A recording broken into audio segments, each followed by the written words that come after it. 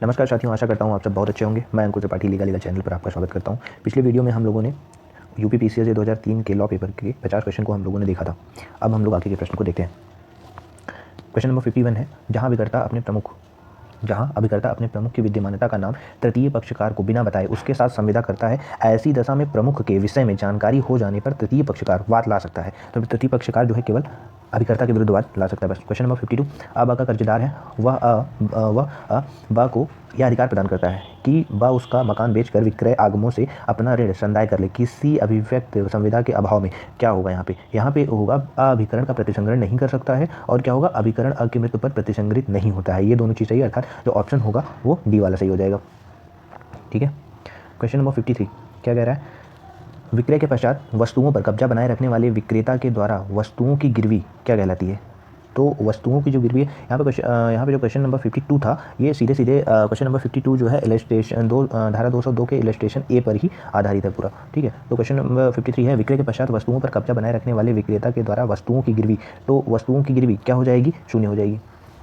54, ब की गाड़ी अ भाड़े पर लेता है, गाड़ी असुरक्षित है, ब को गाड़ी में विद्यमान दोषों त्रुटियों की जानकारी नहीं है, दोषों के कारण अ क्षतिग्रस्त हो जाता है। तो यहाँ पे क्या हो जाएगा? ब जो है क्षति के लिए दायी ठहराया जाएगा। आंसर कौन सा सही हो गया? ए वाला।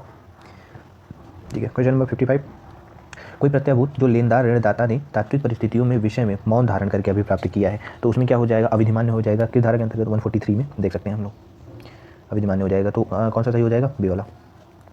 56 देख लेते हैं, संदायों के विनियोग से संबंधित क्लेटन के वाद का नियम भारतीय संविदा अधिनियम की निम्न धारा में से किस धारा में अंगीभूत किया गया है? तो ये कौन सी धारा? 59 में है। भारतीय संविदा अधिनियम 1872 की धारा 65 का नियम उन करारों पर लागू होता है जो शून्य होते हैं। कैसे कैसे होते हैं? भूल के कारण, प्रतिफल की विफलता के कारण, संविदा पालन की संभावना के कारण, उपरोक्त सभी हो जाएगा। तो 57 में कौन सा सही हो जाएगा? डी वाला सही हो जाएगा। 58 क्या कह रहा है कि कथन और कारण है, अवयस्क की संविदा शून्य होती है। ठीक है, सही है। अवयस्क के हित में किया गया बंधक उसके द्वारा प्रवर्तनीय है। कथन और कारण दोनों सही है, लेकिन कथन और जो है वो कारण उसका स्पष्टीकरण नहीं दे रहा है, इसलिए आंसर हो जाएगा बी। 59 कह रहा है कि निम्नलिखित में से कौन सा संयुक्त राष्ट्र चार्टर के अनुच्छेद 1 के अंतर्गत वर्णित प्रयोजनों में नहीं है? तो इनमें से कौन सा नहीं है? डी वाला नहीं है। संसार के राज्यों में लोकतांत्रिक प्रशासन एवं विधि के नियम को सुनिश्चित करना, ये इसमें नहीं है। क्वेश्चन नंबर 60, निम्नलिखित में कौन सा संयोजन सुमेलित नहीं है? कौन सा देखा जाए तो मध्यस्थम की स्थायी न्यायालय 7 में नहीं है, और अंतर्राष्ट्रीय अपराध न्यायालय 15 में सही है। चौथा जो है संयुक्त राष्ट्र यूगोस्लाविया युद्धापराध न्यायाधिकरण 15, ये गलत है। तो देखा जाए तो 2 ही सही है, इसलिए अगर नहीं है में देखा जाए तो 1, 3, 4 नहीं है, तो आंसर हो जाएगा इस हिसाब से बी। क्वेश्चन नंबर 61, अंतर्राष्ट्रीय अपराध न्यायालय आईसीसी का संविधान किस तारीख को लागू किया गया था? तो 1 जनवरी 2003 को लागू किया गया था। संयुक्त राष्ट्र के किस अनुच्छेद के अंतर्गत सुरक्षा परिषद को किसी राज्य के विरुद्ध बल प्रयोग की शक्ति प्राप्त है? तो किस अनुच्छेद के अंतर्गत प्राप्त है? 42 के अंतर्गत प्राप्त है। क्वेश्चन नंबर 63 क्या कह रहा है यहाँ पे? किसी विधिक प्रश्न पर अंतर्राष्ट्रीय न्यायालय से परामर्शकारी विचार देने का अनुरोध कौन कर सकता है? किसी विधिक प्रश्न पर अंतर्राष्ट्रीय न्यायालय से परामर्शकारी विचार देने का अनुरोध कौन कर सकता है? तो यहाँ पे कौन कर सकता है? सी वाला ऑप्शन सही हो जाएगा, संयुक्त राष्ट्र संघ का महासभा। अनुच्छेद 96 के परिच्छेद जब हम लोग एक देखते हैं तो उसमें इसका आंसर मिल जाता है। क्वेश्चन नंबर 64, संयुक्त राष्ट्र के निम्नांकित अंगों में से कौन सा अंग विधायी कृत्य है? तो कौन सा है? महासभा है। क्वेश्चन नंबर 65, संयुक्त राष्ट्र में नया सदस्य प्रवेश कर पाता है, कैसे प्रवेश कर पाता है? तो स्थायी सदस्यों से के सहमत मतों के साथ सुरक्षा परिषद की सकारात्मक संस्तुति पर महासभा के द्वारा ये प्रवेश कर पाता है। ठीक है। 66 पे आ जाइए, संयुक्त राष्ट्र के महासचिव की नियुक्ति की जाती है, तो कैसे की जाती है? तो ये की जाती है महासभा द्वारा सुरक्षा परिषद की अनुशंसा पर की जाती है, अनुच्छेद 97 में। लिटिल असेंबली सृजित की जाती है, लिटिल असेंबली किसके द्वारा सृजित की जाती है? महासभा द्वारा सृजित की जाती है। ठीक है।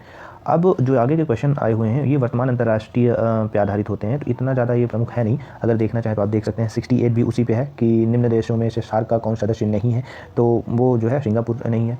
निम्नांकित में से किस राज्य ने संयुक्त राष्ट्र संघ के महासचिव के स्थान पर ट्रावका की स्थापना का प्रस्ताव किया था? तो किसने किया था ट्रावका का? तो यूएसएसआर ने किया था। 70 हो गया। 70 जो निम्नलिखित में से किसने किया था? तो निम्नलिखित में से किसके अंतर्गत इराक के पूर्व राष्ट्रपति सद्दाम हुसैन को युद्धबंदी की हैसियत प्रदान की गई थी? तो ये किया गया था जेनेवा अभिसमय नंबर 3 1949 पे किया गया था। बी ऑप्शन सही होता है। 71 भी उसी से वर्तमान अंतर्राष्ट्रीय से ही क्वेश्चन है। तो संयुक्त राज्य अमेरिका द्वारा उसके विश्व व्यापार केंद्र पर 11 सितंबर 2001 के आतंकवादी आक्रमण के कुछ ही सप्ताह की अवधि में जिस आतंक विरोधी कानून का निर्माण किया गया था उसका नाम क्या है? तो उसका नाम यूएस नेशनल सेफ्टी एक्ट था। आंसर डी है। तो 72 देखें तो ये भी उसी समय पे है, वर्तमान में ही। किस देश ने दिसंबर 2003 में यह घोषणा की थी कि वह व्यापक विनाश के अपने सभी अस्त्र WMD नष्ट कर देगा तथा इन्हें विकास करने के सभी कार्यक्रम त्याग देगा? तो वो उस समय लीबिया ने किया था। नेक्स्ट क्वेश्चन भी से रिलेटेड है। नोबेल पुरस्कार के 102 वर्षों के इतिहास में पुरस्कार पाने वाले प्रमुख मुस्लिम महिला का नाम क्या है? तो उस समय जो मुस्लिम महिला थी उनका नाम था शिरीन एबादी। शिरीन एबादी जो थी, आंसर नंबर सी हो जाता है इसका। 74 भी उसी से रिलेटेड है, कहा गया। तो क्वेश्चन नंबर 74 भी उसी पे है। सद्दाम हुसैन के सत्ता से हटाए जाने के बाद इराक में किसे संयुक्त राज्य अमेरिका का सिविलियन प्रशासक नियुक्त किया गया है? तो 74 भी वर्तमान से ही संबंधित था। वहाँ पे पाल एम ब्रेमर थे, उस समय पे किया गया था। तो अब मुख्यतः हम लोग 75 से देखते हैं। 75 जो है दंड प्रक्रिया संहिता के अंतर्गत जांच की जाती है, तो किसके द्वारा की जाती है? मजिस्ट्रेट या न्यायालय द्वारा की जा सकती है। आंसर डी हो गया। 76 कहता है दंड प्रक्रिया संहिता की धारा 260 में उल्लिखित अपराधों का संक्षिप्त विचारण निम्नलिखित न्यायालयों में से कौन कर सकता है? संक्षिप्त विचारण कौन? कोई मुख्य न्यायिक दंडाधिकारी, हाँ, कोई मेट्रोपॉलिटन दंडाधिकारी, प्रथम श्रेणी का कोई दंडाधिकारी जिसे उच्च न्यायालय द्वारा तदर्थ अधिकृत किया गया। हाँ ठीक है, तो आंसर हो जाएगा इसमें डी। ठीक, अब 77 क्या कह रहा है? निम्नलिखित संयोजनों में कौन से सुमेलित नहीं है? तो कौन से सुमेलित नहीं है इसमें ये देखना है। तो एक नहीं सुमेलित है, ठीक है, और 3 भी नहीं सुमेलित है, 4 भी नहीं सुमेलित है। आंसर हो जाएगा बी। आंसर हो जाएगा बी, ठीक है। 78 देख लेते हैं। 78 कह रहा है दंड प्रक्रिया संहिता की निम्न धाराओं में संक्षिप्त विचारण की प्रक्रिया का प्रावधान कहाँ तक दिया गया है? तो 260 से 265 तक में। 79 निम्नलिखित में से दंड प्रक्रिया संहिता का कौन सा उपबंध अपील से संबंधित नहीं है? तो 450 नहीं है। अग्रिम जमानत, नेक्स्ट क्वेश्चन है 80। अग्रिम जमानत के लिए आवेदन किया जा सकता है, तो किसके द्वारा अग्रिम जमानत के लिए आवेदन किया जा सकता है? तो ये उच्च न्यायालय के समक्ष और सत्र न्यायालय के समक्ष, तो इन दोनों के समक्ष जो है आवेदन किया जा सकता है। तो आंसर क्या हो जाएगा? डी हो जाएगा, ठीक है। 81 गलत कथन को निर्दिष्ट करना है। 81 में जो गलत कथन है इनमें से कोई भी सारे गलत ही हैं, तो आंसर हो गया डी। अब आगे next question number 82। Question number 82 कह रहा है मामलों और अपीलों को एक उच्च न्यायालय से दूसरे उच्च न्यायालय को अंतरित करने की उच्चतम न्यायालय की शक्ति का प्रयोग निम्नलिखित में से किस एक के आवेदन पर किया जा सकता है? तो भारत का महान्यायवादी जो होता है वही करता है। क्वेश्चन नंबर 83 दंड प्रक्रिया संहिता की कौन सी धारा यह उपबंध करती है कि सत्र न्यायालय द्वारा पारित मृत्यु दंडादेश को निष्पादित करने से पूर्व उच्च न्यायालय द्वारा पुष्टि आवश्यक है? तो कौन सी कहती है? तो 366 कहती है। आंसर हो जाएगा ए। वैसे इसके क्लॉज 1 में ही कहा गया है ये बात, सही है। क्वेश्चन नंबर 84 है निम्नलिखित में से कौन सा कथन गलत है? यदि कोई व्यक्ति गिरफ्तार किए जाने के प्रयास का बलात् प्रतिरोध करता है तब पुलिस अधिकारी, तो कौन सा हो जाएगा इसमें? आंसर नंबर हो जाएगा बी। ऐसे व्यक्ति की जिसने कोई भी अपराध किया हो मृत्यु कारित कर सकता है, ये कथन यहाँ पे गलत होगा। 85 देख लेते हैं, गलत उत्तर इसमें बताना है, तो डी वाला आंसर हो जाएगा। 5 वर्ष यदि अपराध मृत्यु दंड से दंडनीय है। 85 पूरा करने के बाद पता चल जाएगा, आंसर नंबर डी हो जाएगा। 86 क्या कहता है? किस वाद में उच्चतम न्यायालय ने यह अभिनिर्धारित किया है कि दंड प्रक्रिया संहिता की धारा 125 सभी लोगों पर लागू होती है, चाहे वे किसी भी धर्म के हो? तो ये मोहम्मद अहमद खान बनाम शाहबानो बेगम का वाद है। 87 देख लेते हैं। निम्नलिखित में से कौन सा अपराध शमनीय नहीं है? तो कौन सा अपराध नहीं है इनमें से देखा जाए तो आंसर डी हो जाएगा। 307 शमनीय नहीं है, ठीक। 88 जो है मिलान करने वाला है, तो दो स्थिति पर कायम रखना अगर देखा जाए तो ये कहाँ पे है? 106 में है, 106 में है।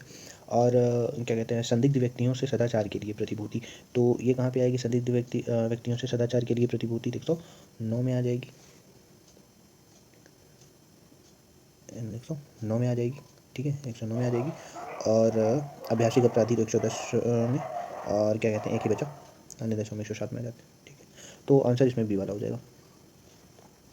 89 है तन सीआरपीसी की कौन सी धारा यह उपबंधित करती है कि किसी मामले का बाहर साधक लोक अभियोजक निर्णय सुनाए जाने के पूर्व किसी समय किसी व्यक्ति के अभियोजन को उस अपराध के बारे में जिसके लिए उस व्यक्ति का विचारण किया जा रहा है न्यायालय की सहमति से वापस ले सकता है? तो कौन सी धारा है ये? तो 321 है, आंसर हो जाएगा सी। क्वेश्चन नंबर 90 आ गया है।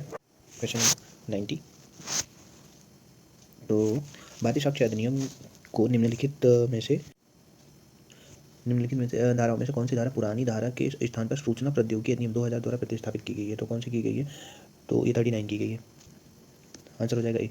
एविडेंस में न्यायालय शब्द के अंतर्गत निम्नलिखित में कौन नहीं आता है? तो कौन नहीं आता है? सबको पता है, मध्यस्थ नहीं आते हैं, धारा 3 में डिफाइन किया गया, ठीक है। तो सावलदास बनाम बिहार राज्य का वाद संबंधित है, किससे संबंधित है? तो रजिस्टर से संबंधित नहीं। सावलदास बनाम बिहार राज्य का मामला किससे संबंधित है? तो रजिस्टर से संबंधित है, ये आंसर हो गया अभी। 93 क्या कह रहा है? भारतीय साक्ष्य अधिनियम की कौन सी धारा यह उपबंधित करती है कि साक्ष्य के अनुचित ग्रहण या अनुग्रहण के आधार पर कोई नवीन विचार नहीं होगा? तो 167 है, ये चीज़ कहती है। तो कितने हो गए? 93 हो गए। 94 कह रहा है साक्ष्य अधिनियम की धारा 30 के अधीन एक अभियुक्त की संस्वीकृति सह अभियुक्त के विरुद्ध प्रयुक्त हो सकती है। तो कैसे प्रयुक्त हो सकती है? केवल संपोषक साक्ष्य के रूप में हो सकती है। आंसर हो जाएगा बी। 95 कहता है साक्ष्य अधिनियम की धारा 57(1) के अधीन न्यायालय को न्यायिक अपेक्षा करनी होगी। किसकी करनी होगी? तो इनमें से आंसर हो जाएगा ए, भारत में प्रवृत्त सभी विधियों की करनी होगी। 96 कहता है पाकला नारायण स्वामी बनाम एम्परर का वाद संबंधित है। किससे संबंधित है? मृतकालिक गठन से संबंधित है ये। 97 अपराध करने के बाद पुलिस अधिकारी के पास जाता है, संस्वीकृति करता है और अन्य सूचना देता है। को अपराध के लिए आरोपित किया जा सकता है, यह संस्वीकृति। तो यहाँ पे आंसर हो जाएगा ए, साक्ष्य अधिनियम की धारा 25 के कारण उसके विरुद्ध साबित नहीं की जा सकती है। ठीक है। 98 देख लेते हैं, मूक साक्षियों के संबंध में निम्नलिखित कथनों में से कौन सा गलत है? तो इनमें से आंसर है सी। एक मूक साक्षी द्वारा न्यायालय के समक्ष लिख कर दिया गया साक्ष्य दस्तावेजी साक्ष्य समझा जाएगा। ये जो है इसका गलत है। 118 में से रिलेटेड प्रोविजन दिए गए हैं। कौन साक्षी दे सकता है? मूक व्यक्ति साक्षी दे सकते हैं। आगे 99 कहता है अ द्वारा ब की हत्या के एक विचारण में कौन सा तथ्य इनमें से सुसंगत नहीं है? ठीक है, तो डी वाला नहीं सुसंगत है। डी वाला नहीं सुसंगत है। अ उस दिन बम्बई में था जबकि ब की हत्या चेन्नई में हुई थी, ये सुसंगत है। 100 नंबर क्वेश्चन, कोई प्रश्न जो उस उत्तर को सुझाता है जिसे पूछने वाला व्यक्ति माना जाता है या पाने की आशंका करता है, क्या कहा जाता है? तो ऐसा सूचक कहा जाता है, लीडिंग क्वेश्चन कहा जाता है। 101 जो है ये सुमेलित नहीं है, ये पूछ रहा है इनमें से सुमेलित नहीं है, तो इसमें से 1 और 2 जो है वो सुमेलित नहीं है, बाकी के सुमेलित है। आंसर हो जाएगा इनमें से ए वाला। आंसर हो जाएगा ए वाला। 102 साक्ष्य अधिनियम की धारा 146(3) के परंतु के अधीन बलात्संग के अभियोजन में अभियोक्त्री के प्रति परीक्षण में क्या होता है? तो उसके साधारण नैतिक चरित्र के बारे में प्रश्न नहीं पूछे जा सकते हैं। क्वेश्चन नंबर 103, प्रति परीक्षा के संबंध में निम्नलिखित में से कौन सा कथन सही है? तो ये ए वाला सही है, चरित्र का साक्ष्य देने वाले साक्षियों की प्रति परीक्षा की जा सकती है। क्वेश्चन नंबर 104 कहता है साक्ष्य अधिनियम की धारा 102 के अधीन साक्ष्य प्रस्तुत करने का भार किस पे होता है? तो ये साक्ष्य करने का भार जो होता है हमेशा बदलता रहता है 102 में। 105 क्वेश्चन नंबर है, कहता है सिविल प्रक्रिया संहिता उत्तर प्रदेश संशोधन अध्यादेश 2003 संबंधित है। तो ये किससे संबंधित था? तो ये इसका आंसर हो जाएगा सिविल प्रक्रिया संहिता की धारा 115 से संबंधित था। आंसर हो जाएगा सी। एक क्वेश्चन नंबर 106, निम्नलिखित में कौन अभिवचन का नियम नहीं है? तो इसमें से ये वाला नहीं है, विधि का कथन करें और तथ्यों का अभिवचन करें। आंसर हो जाएगा बी। 107 देख लेते हैं, निम्नलिखित में से कौन से संयोजन सही सुमेलित नहीं है? तो सही सुमेलित नहीं है अगर देखा जाए तो 1, 2, 4 नहीं सुमेलित है, तो आंसर हो जाएगा बी वाला। 108 देख लें, निम्नलिखित में से कौन सा वाद प्रांग न्याय से संबंधित है? तो कौन सा वाद प्रांग न्याय से संबंधित है? तो पहला वाला ये सत्याचरण बनाम देवराजन का मामला है। 109 जहां न्यायालय की अधिकारिता की स्थानीय सीमाएं अनिश्चित है वहां वाद संस्थित करने का स्थान निर्धारित होगा दीवानी प्रक्रिया संहिता की। तो इसमें देखा जाए तो 109 में है, तो 18 के अनुसार, धारा 18 के अनुसार आंसर हो जाएगा बी। 110 सभी सिविल न्यायालयों को किन वादों के विचारण की अधिकारिता है? तो किन वादों उनकी है? तो उन वादों के अलावा जिनका संज्ञान अभिव्यक्त विवक्षित रूप से वर्जित है, सभी सिविल प्रकृति के बाद जो है। तो आंसर हो गया डी। 111 है, निम्नलिखित में से किस वाद में यह अभिनिर्धारित किया गया है कि अंतर्निहित अधिकार न्यायालय को प्रदत्त नहीं किया गया है, यह शक्ति न्यायालय में अंतर्निहित है? तो मनोहर लाल बनाम सेठ हीरालाल उनका मामला था। आंसर हो गया ए। क्वेश्चन नंबर 112, पक्षकारों की सहमति से न्यायालय द्वारा पारित डिग्री के विरुद्ध अपील नहीं की जा सकती, यह उपबंधित किया गया है। तो किसमें उपबंधित किया गया है? आंसर हो जाएगा इसका सिविल प्रक्रिया संहिता की धारा 96 की उपधारा 3 है। 113 सिविल प्रक्रिया संहिता के आदेश 8 नियम 6 के अधीन मुजरा का अनुमन्य सेट ऑफ मुजरा का अनुमन्य है। तो इसका अनुमन्य है जब प्रतिवादी द्वारा जिस धनराशि का मुजरा चाहा गया है वह अभिनिश्चित है तो किया जाएगा। ठीक है। क्वेश्चन नंबर 114 कहता है कि निम्नलिखित में से कौन से संयोजन सही सुमेलित हैं? तो कौन कौन से सही सुमेलित हैं? 114 में देख लिया जाए 1, 2, 4 1, 2, 4 सही सुमेलित है। आंसर हो जाएगा ए। 115 है, गलत उत्तर बताना है 115 में, तो या तो उपरोक्त ए अथवा बी में वर्णित न्यायालय जो है यही इसमें सही आंसर हो जाएगा 115 में। 115 हो गया। 116 निम्न मामले में न्यायालय कमीशन जारी नहीं कर सकता है। तो किसमें नहीं? डिग्री के निष्पादन हेतु जो है कमीशन जारी नहीं किया जा सकता है। आंसर हो जाएगा डी। 117 जो है यहाँ पे निम्नलिखित संयोजनों में कौन सुमेलित नहीं है, कौन सही सुमेलित है? तो पूछा गया है, तो इसमें 2 वाला सही सुमेलित है और 29 सही सुमेलित नहीं है। तो निम्नलिखित संयोजनों में कौन सुमेलित नहीं है, कौन सही सुमेलित है, ये पूछा गया है। तो इसमें आंसर हो जाएगा आपका 1, 3, 4 वाला सही सुमेलित है, ये 2 वाला ही सिर्फ नहीं है। ठीक है। 118 कहता है सिविल प्रक्रिया संहिता की कौन सी धारा धन की डिग्री के निष्पादन में स्त्रियों की गिरफ्तारी का निरोध करता है? तो सेक्शन 56 है। 118 में कौन सा सही हो जाएगा? बी वाला। 119 पे आ जाते हैं, व्यवहार प्रक्रिया संहिता की धारा 114 को किसके साथ पढ़ा जाना चाहिए? तो किसके साथ पढ़ा जाना चाहिए? आदेश 47 नियम 1 के साथ पढ़ा जाना चाहिए। आंसर हो जाएगा बी। सॉरी 120 विधिशास्त्र के विषय को किसने व्याख्यात्मक विधिशास्त्र तथा निश्चयात्मक विधिशास्त्र के रूप में वर्गीकृत किया है? तो किसने किया है? इसको बेंथम ने किया है। 121 किसने विधिशास्त्र को अधिवक्ताओं की बहिर्मुखता कहा है? तो किसने कहा है 121 में? जूलियस स्टोर ने। ये बात कही, आंसर हो जाएगा सी। 122 कहता है कि विधि के निश्चयात्मकवादी दृष्टिकोण के बारे में किसने कहा था कि यह समादेश, अनुशासनी और संप्रभुता की त्रिवेणी है? तो ये बात कही थी हार्ट ने। आंसर हो जाएगा ए। 123 कहता है भारत में पूर्व निर्णय का संवैधानिक अधिकार संवैधानिक आधार है, तो किस अनुच्छेद में है? 141 में है। आंसर हो जाएगा बी। 124 कल्पना सिद्धांत निम्नलिखित अवधारणाओं में से किससे संबंधित है? किससे विधिक व्यक्तित्व से संबंधित हो जाएगा? आंसर हो जाएगा डी। भारत में निम्नलिखित अधिनियमों में से कौन सा अधिनियम कब्जा की रक्षा करता है? तो कौन सा करता है? तो दंड प्रक्रिया संहिता भी करती है, विनिर्दिष्ट अंतोष अधिनियम दोनों करती है। तो आंसर हो जाएगा सी। 126 नंबर पे देख लेते हैं, कौन सा सिद्धांत संपत्ति की संकल्पना से जुड़ा हुआ नहीं है? तो कौन सा नहीं है? इसमें मनोवैज्ञानिक सिद्धांत जो है ये जुड़ा हुआ उससे नहीं है। 126 तक हो गया। 127 कह रहा है अंधकार युग में नैसर्गिक विधि को एक नया निर्वचन दिया गया है, तो ये थॉमस एक्विनास द्वारा दिया गया। आंसर हो जाएगा बी। किसने 128 है किसने अधिकार की अवधारणा को अनैतिक और समाज के हित के विरुद्ध के रूप में अस्वीकार किया है? तो किसने अस्वीकार किया? ड्यूविट ने अस्वीकार किया। आंसर हो जाएगा डी। फ्रेडरिक कार्ल वॉन सेवेनी ने संप्रेषित किया है कि क्या संप्रेषित किया है? इसमें से अगर बातें देखी जाए 1, 2, 4 को उन्होंने संप्रेषित किया है, 3 को नहीं किया है, तो आंसर हो जाएगा सी। 130 केल्सन के विधि के सिद्धांत को विशुद्ध सिद्धांत कहते हैं क्योंकि विधि को धर्म, नीति शास्त्र, समाजशास्त्र और इतिहास से अलग किया है इन्होंने। ठीक है। 131 उच्चतम न्यायालय द्वारा घोषित विधि भारत राज्य क्षेत्र के भीतर सभी न्यायालयों पर आबद्ध कर है, किंतु उच्चतम न्यायालय अपने विनिश्चयों से आबद्ध नहीं है। यह उच्चतम न्यायालय द्वारा स्वयं अभिनिर्धारित किया गया है। ये किया गया बंगाल इम्यूनिटी कंपनी लिमिटेड बनाम बिहार राज्य के मामले में। 132 देख लेते हैं, तो कहा गया उचित रूप से कही जाने वाली विधि एवं अनुचित रूप से कही जाने वाली विधि में किसने अंतर बताया? तो इसको जॉन ऑस्टिन ने बताया अंतर। आंसर हो जाएगा सी। 132 तक हो गया। 133 देख लेते हैं, विश्लेषणात्मक, ऐतिहासिक एवं नैतिक विधिशास्त्र के 3 विभिन्न भाग हैं।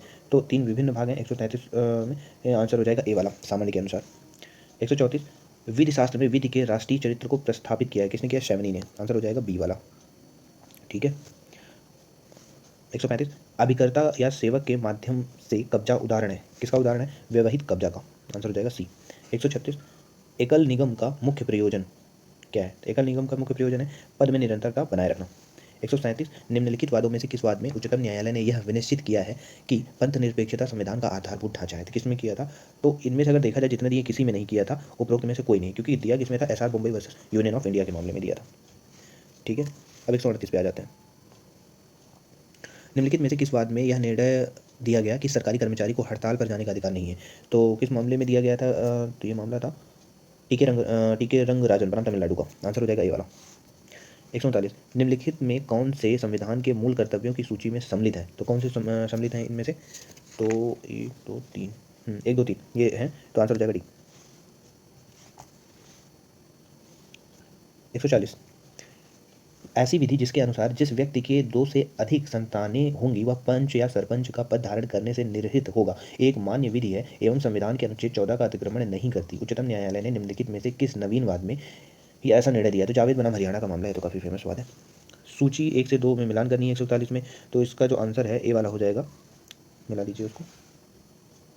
ठीक है। 142 पे आते हैं, जिस कार्य को प्रत्यक्षता नहीं किया जा सकता उसे परोक्षता भी नहीं किया जा सकता है, यह कथन संबंधित है। तो किससे संबंधित है? आभासी विधान के सिद्धांत से ये वाला संबंधित है, तो आंसर जो होगा सी वाला हो जाएगा। 143 जो है राष्ट्रीय संविधान कार्यकरण समीक्षा आयोग के अध्यक्ष कौन थे? तो उसमें कौन थे? तो माननीय न्यायमूर्ति M.N. वेंकटचालिया जी थे। 144 निम्नलिखित में से कौन अपना पद राष्ट्रपति के प्रसाद पर्यंत धारण करता है? इनमें से कौन धारण करता है? भारत का महान्यायवादी करता है अनुच्छेद 76 के अनुसार। 145 145 भारत का महान्यायवादी, हाँ 144 ठीक है। अनुच्छेद 76 के अनुसार भारत का महान्यायवादी जो है निम्नलिखित में से कौन सा राष्ट्रपति के प्रसाद पर्यंत पद धारण करता है? ठीक है, भारत का महान्यायवादी करता है अनुच्छेद 76 के अनुसार। 145 क्वेश्चन नंबर है कि भारत में राज्यों के मध्य विवाद उच्चतम न्यायालय में आता है, तो कैसे आता है? तो ये प्रारंभिक अधिकारिता होती है, उसके माध्यम से आता है। हाँ, तो 145 तक हो गया है।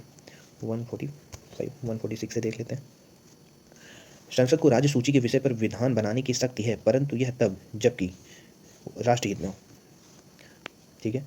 147 कह रही है जातियों या जनजातियों को अनुसूचित जाति या अनुसूचित जनजाति घोषित करने की शक्ति जिस संवैधानिक अधिकार में विहित है वो कौन है? तो वो भारत के राष्ट्रपति जी हैं, वही कर सकते हैं। अनुच्छेद 341 और 42 अगर देखने के बाद स्पष्ट हो जाएगी। क्वेश्चन नंबर 148 राष्ट्रगान के प्रति अपेक्षित आदर प्रकट करने के लिए क्या करना आवश्यक होता है? तो जो है आदरपूर्वक खड़े रहना ही वहाँ पे पर्याप्त होता है। आंसर हो गया अभी। 149 कह रहा है 149 भारत के संविधान के अधीन निम्नलिखित में से कौन सा राज्य द्वारा धर्म की स्वतंत्रता पर निर्बंधन लगाने का विनिर्दिष्ट आधार नहीं है? तो सामाजिक न्याय जो है ये नहीं है, क्योंकि अगर देखेंगे 25 का अनुच्छेद 25 के 1 में ये शामिल नहीं है। बाकी लोक व्यवस्था, स्वास्थ्य और नैतिकता ये शामिल है। क्वेश्चन नंबर 150 देखते हैं। लोकसभा के विकसित रहने की व्यवस्था में अनुच्छेद 352 के अधीन आपात की उद्घोषणा का अनुमोदन अनिवार्य है। तो ये वाला ही सही है। राज्यसभा द्वारा और उसके उपरांत नई लोकसभा के पुनर्गठन तक यह अस्तित्व में रहेगा, जिसके द्वारा अपनी प्रथम बैठक में 30 दिनों के भीतर इसका अनुमोदन होना आवश्यक है। तो आप सभी का धन्यवाद। अगर आपको ये वीडियो हेल्पफुल लगता है तो कृपया वीडियो को लाइक करें एंड शेयर करें, और जुड़े रहने के लिए चैनल को सब्सक्राइब करें। ऐसे ही आगे अभी सॉल्व कराते जाएंगे, और यूपी के सारे क्वेश्चन जितने अभी तक आए हुए हैं फ्री के, कोशिश यही है कि पूरी कंप्लीट करा दिया जाए। Okay, thank you so much.